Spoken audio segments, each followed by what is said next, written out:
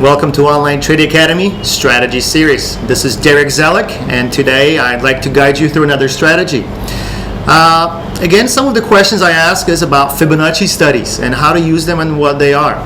Well, so let's get right to it. Well, Fibonacci is just basically a measure of price retracement. The reason why I like to use Fibonacci's and other traders like to use Fibonacci because it provides us with understanding of where price can go to. So if I'm expecting a reversal, all I have to do is say, well, okay, fine, so price is telling me that it's reversing. Now the next question very often that I'd like to know is, where is it going to go?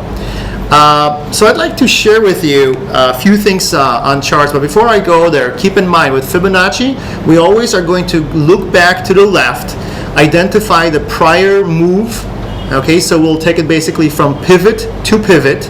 We have to understand where these pivot points are, and then we're going to measure from those pivot points how much price can retrace. So we always measure the prior move to understand what could be the future move. Okay, so let's go right into charts.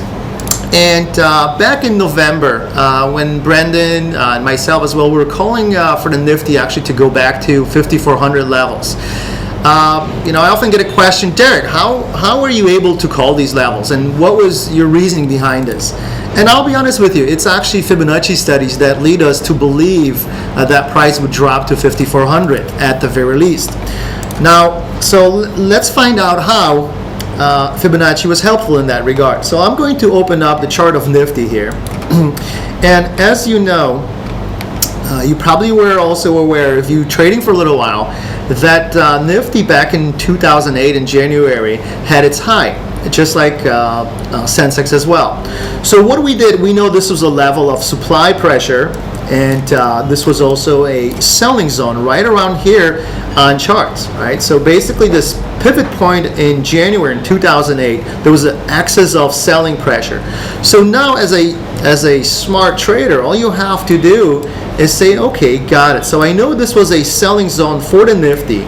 So now my question becomes then, while the price is rising, if I'm expecting a selling pressure, the question becomes how much of selling? And all you have to do is take it from the major swing pivot.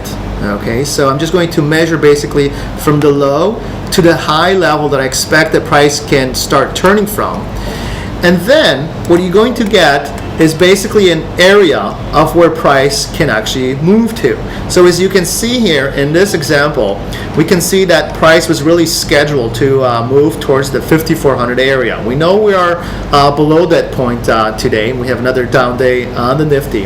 However, this was the initial target for the Nifty at that time. You may ask, does this always work? Well, it's not that whether it always works, but it gives us a high probability of what I should think once I'm in that selling mode, where can we go to? Now keep in mind that as I often say and I see price moving, is the 38% retracement is a common level, how price likes to retrace and then turn around. And here, let me show you one more thing here in terms of strategy so you can take a look at here. From the down move, take a look at here. I can also point basically this cycle move, okay, and just I'm using the lows once of the reversal point, and when I anchor them here as well, you can see how basically price, when you are trading this, expecting to drop to the 23% retracement and then reverse, and then perhaps go to the next level, which is 38, and then reverse. So keep an eye on the Fibonacci levels. They're extremely useful. I actually like to use them on a bigger time frame, such as daily charts, and they tell me pretty much where price likes to go. 38, I love it. It happens about 8 times out of 10. That's it for today. Thanks for watching. See you next time.